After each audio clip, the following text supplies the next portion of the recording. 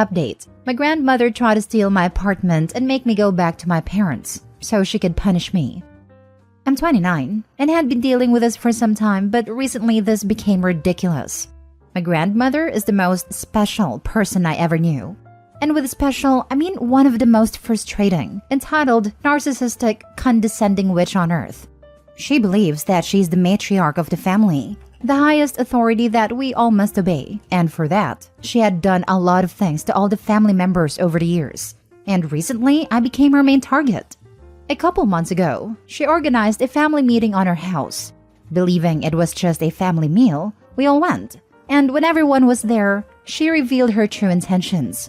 It was a trap. Apparently, someone told my grandmother that I was dating a girl, my girlfriend, and basically she exposed me to all the family. At a time, I haven't even told my parents about it yet. The following 30 minutes were a non-stop humiliation in front of my family, saying how a failure I was, a shame to the family, a sinner, and how embarrassed she was that all her church's friends knew I was a shameless pervert. When I couldn't take her insults anymore, I got up from my chair, just to be slapped in the face by her for disrespecting her. After seeing that, the rest of my family finally intervened, got her away from me before she tried pulling my hair. The following weeks, she was nothing more than a constant headache. Endless calls and text messages telling me such beautiful things as that I will burn for my sins, that I was a disgrace, that I should stop fooling around and correct my life. She even lectured my parents, demanding that they correct me, to make me quit my job and find a husband, because that was the right thing to do and what I should be doing. Also, she took every chance she got to say how evil and selfish I was for ruining her good image. Last Saturday, she outdid herself. While I was in my apartment, there was a knock on the door, and when I opened it, I saw that it was her. By that point, I was no longer trying to hide my displeasure from her, and I just said, it's you. What do you want? Without being invited to come in, she slipped into my house, started looking around the place with an obvious look of disgust and disapproval on her face, and then turned to see me with that look of superiority, as if she were doing me a favor by being there. She told me that she had already given me more than enough time to reconsider and correct my life, so she was there so that I could apologize to her. I just laughed sarcastically and told her that she was crazy and that she could go now. She then started lecturing me with the same speech again, but I didn't take it. I interrupted her and let out all the things I've wanted to tell her for a long time. That she was a stupid old witch, that she was not an authority figure to anyone, that her presence alone ruins our day, that nobody can stand her, that she was such a horrible and suffocating grandmother and mother, that she should not make it strange that none of her children love her or visit her unless she forces them to. I knew I had hurt her by the way she tensed her face and how she tried to hold back her tears. It was then that she said, "Enough. I can see that you don't understand the good way, so I will have to correct you in the old way. Give me the keys to this place. You will return to your parents and you will be grounded until you learn to obey and do what I ordered." I still had the keys in my hand, to which she extends hers as if waiting for me to give them to her. I laughed. I laughed out loud. This was too ridiculous that I couldn't take it seriously. And apparently that made her so mad that she lunged at me, trying to grab my keys. We struggled. There were screams, things falling out of place. The damn witch got to the point of digging her nails into my arms and biting my hands. The scandal was such that a couple of neighbors went out to see what was going on. And when my grandmother saw them, she started shouting that I was a thief and was trying to rob her house. Obviously, they didn't believe her. They were my neighbors. They knew me. They separated her from me, and when she saw that they did not believe her and that I would not obey her, she threatened me with, "Your parents will know about this," and left. Since then, she had been telling everyone how I insulted her and violently attacked her. We all know her. We all know she's a liar. She just makes everyone's lives harder. Now for the top advice before reading the update. Slapped you at 29. What are you waiting for to go no contact? This relationship needs to end. In case you are depending on her financially, your freedom and well-being not worth her money. No contact. I don't depend on her in any way. Me, my mother, and all the family had tried no contact before, but just never worked. No contact works best when boundaries are enforced. No calls, texts, emails accepted. Trespass, non-contact, and protection orders, particularly as she has now physically attacked you twice, and then police called for every breach. A camera on the entranceway. You see her on the street, you walk the other way. Done. She will never agree with you. So there was no point explaining or trying to figure out how to play nice, because it's a twisted game of her creation, and you cannot win. Engaging in this conflict only fuels her fire, and to her, proves the point that you are not obedient and need to put firmly in your place. Press charges, get cameras, block her. I'm going to buy the cameras, and already blocked her number. Sadly, as she can't keep calling me, she is now calling my parents and other relatives. That, sweetheart, is not your problem. They can also block her. Thank you so much. I dealt with so much guilt and doubts about myself, and she only made everything worse in the moments when I believed I already knew who I am. Yeah, you need to call the cops and get ahead of this. She will get you charged and arrested to force you into what she wants. Call the cops and press charges. Get your neighbors to make statements. Don't leave this. Also, set up a doorbell camera. If you do nothing, then you are asking for more trouble. I'm going to buy the cameras. Knowing her, it's just a matter of time for her to show up here again. Do that, but really call the police. My husband is a senior officer and tells me all the time that people don't call until it's too late. You don't have to call and press charges, though you could. Call and ask to have a report made. That's it. Have a paper trail. Also, tell the wicked witch that Jesus don't like ugly and Grandma's hideous. Tell her the petty people of refit will meet her in hell. And now for the update. After the last post, I took some of the advice that people here told me. I went to the police and filed a report about what my grandmother did. I had some photos of the bites and nail marks and even asked one of my neighbors to come with me as a witness. But police didn't help. They said that any of that was enough proof to do something and suggested to talk and solve it. I knew police wouldn't help. But as some said here, I have now a paper trail. I bought cameras for my door. Not very expensive, but they record in a very decent quality. And they arrived just in the right moment, because 2 days later, my grandmother showed up again. This time, I didn't open the door, and that made her angry.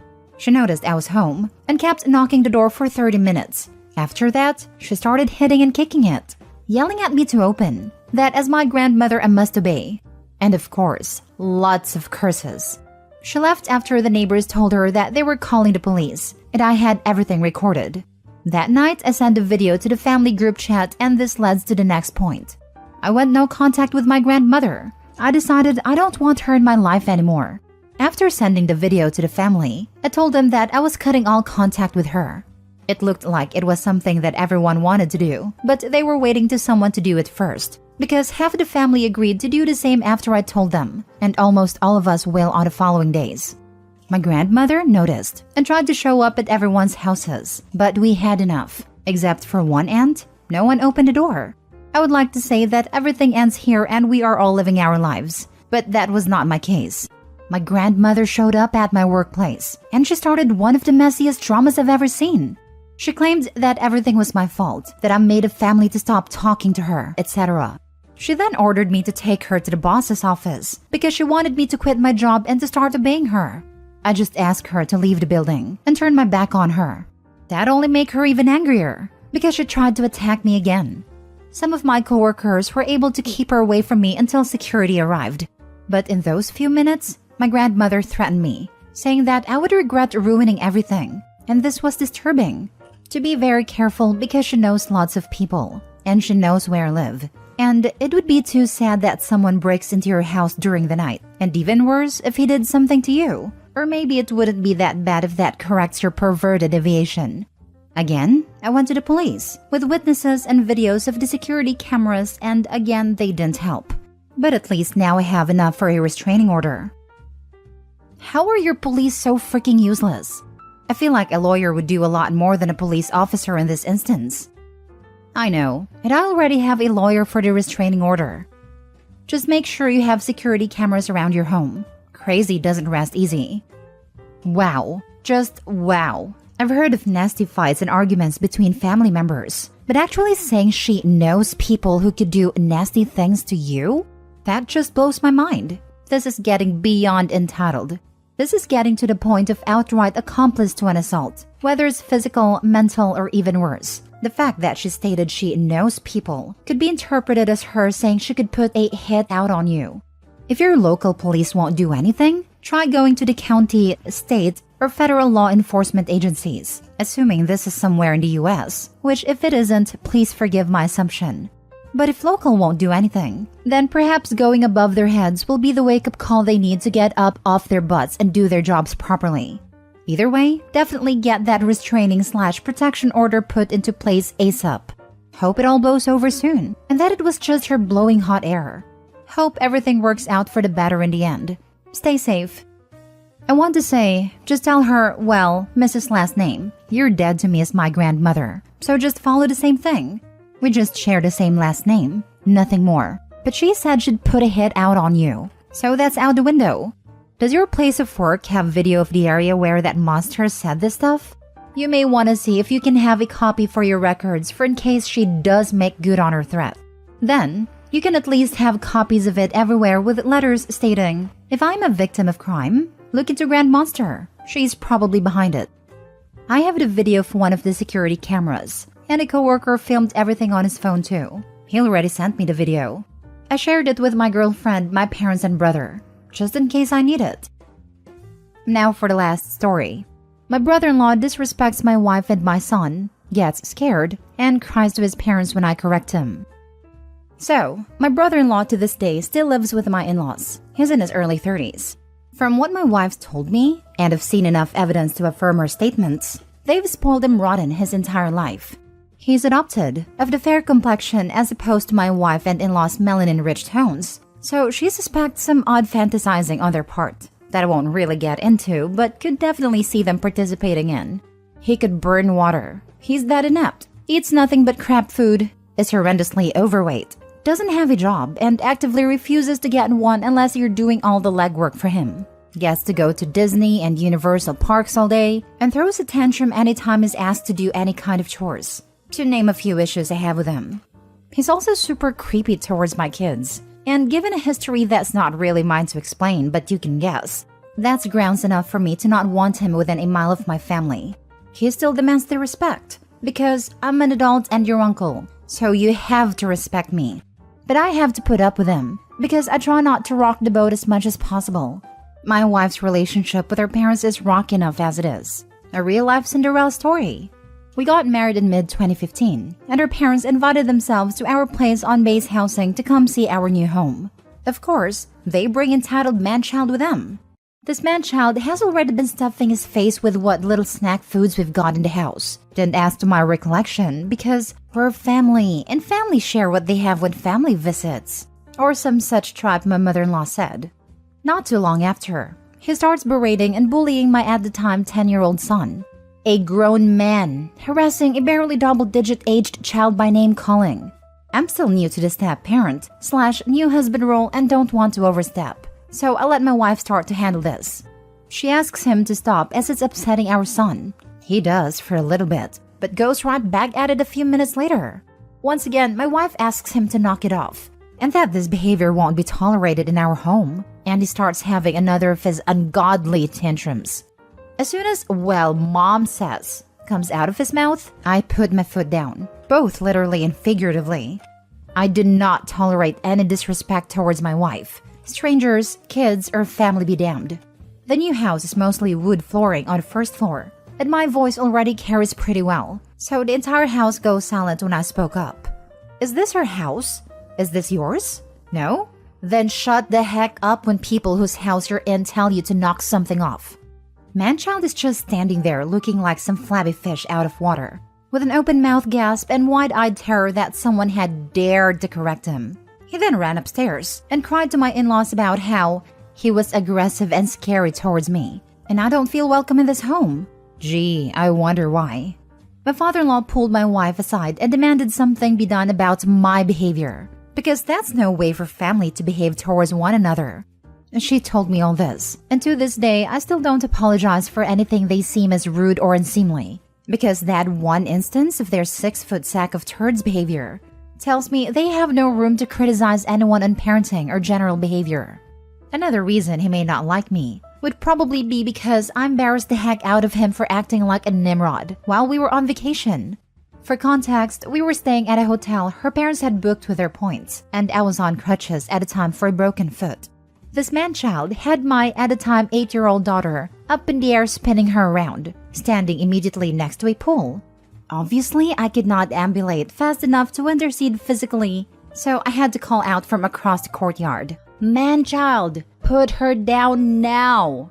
which drew everyone in the vicinity's attention to his idiocy. I finally stick my happy butt over him, and he is looking all kinds of indignant. He asks how I dare interrupt his time with his niece, and I tell him, "Because you're putting her life in danger, you colossal moron. You were not even a foot from the side of the pool. What on God's green earth made you think that this was an okay idea?" "Well, I'm her uncle," was all he had to counter with. "And I am her father. And I say put her down." Now, he and I got into a hard staring match at this point, and he thinks he's gonna win because I'm on crutches, and is already naturally taller than me at around 6 foot. I, however, was a hard-charging lance corporal at a time, and didn't fear man, beast, or God, let alone this fat sack excuse of humanity. He broke off and stormed off to go tell his parents what happened. They try to have a conversation with me about how what I did was inappropriate, and I just balk at them and ask them how could they condone the blatant endangerment of their granddaughter by this buffoon. They had nothing else to say. Now for the top comments. Why are you and your wife still in contact with these people? Regrettable obligatory nonsense. I hope you both will see there is no obligation to keep in touch with anyone that disrespects all of you and endangers the kids. Kind of airing my dirty laundry here, but I got out of the military back in August of last year. Due to some unfortunate circumstances that are mine to withhold, we didn't have anywhere to go. So my wife and I are at our respective parents' houses. She with the children whom I miss dearly, until such a time as we are able to pool our funds and reunite as a family unit. We're close now. As of yesterday, my daughter still thanks me for stepping in on that pool incident. I'm surprised you didn't hit him in the face with your crutch. He would definitely, at some point, put your daughter in a dangerous situation and would be inept if anything did happen.